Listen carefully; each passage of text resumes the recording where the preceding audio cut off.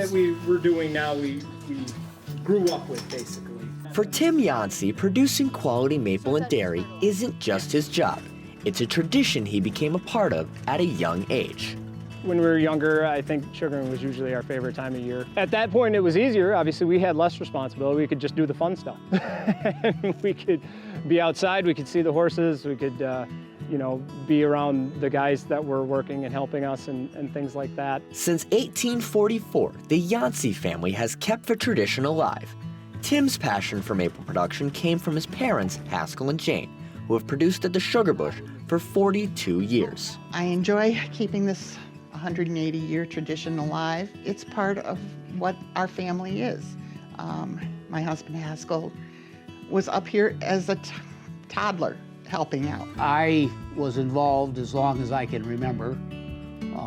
I was some of that unpaid family labor that helps the bottom line, and transition from, I don't know, probably sticking on stickers on cans and labels and to carrying a pail of sap, starting with a smaller one and then graduating to a 5-gallon pail like everybody else. The wanting to make maple syrup started with Haskell's great-grandfather, Peter Yancey.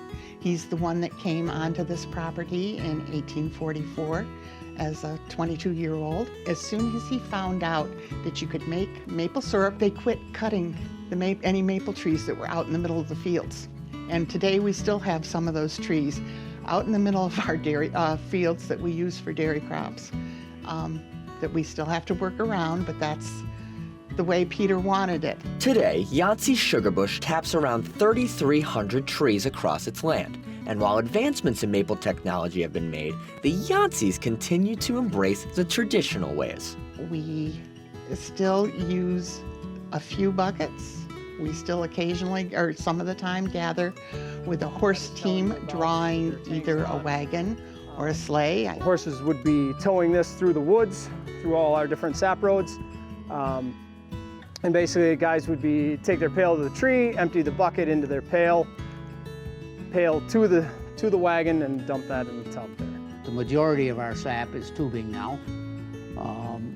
Labor is primarily the issue on that, some, and cost and getting it.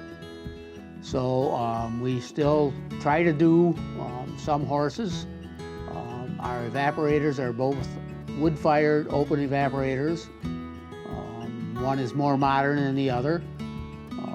We burn strictly wood. We, at this point, only sell maple products, 100% maple products. While maple is what they're best known for, it's their dairy production that supports them in the off-season. When I first started to take over the dairy, it was pretty daunting in the sense that just taking on all of the responsibility. I remember a few times, I wouldn't entirely call them panic attacks, but it was just all of a sudden hit me that I was going to be in charge of everything.